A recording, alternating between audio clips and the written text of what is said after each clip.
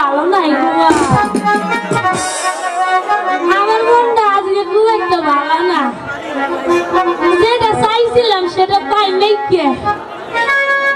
দুঃখের কথা কয়ে কি করবো আমার দুঃখ বুঝতেন না আমার অনেক দুঃখ অনেক কষ্ট আচ্ছা কষ্টের কথা কবর যায় আর আমার না একটু খাসলে খারাপ হয়ে গেছে গা একটা বদ অভ্যাস হয়েছি এই বদ অভ্যাসটা খারাপ আমি আগে ছিলাম মানুষ চোখেও দেখি রে কানও ঠিক মতো মনি নে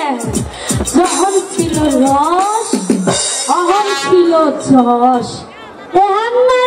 সুদা খস কি হাসি দিচ্ছি গো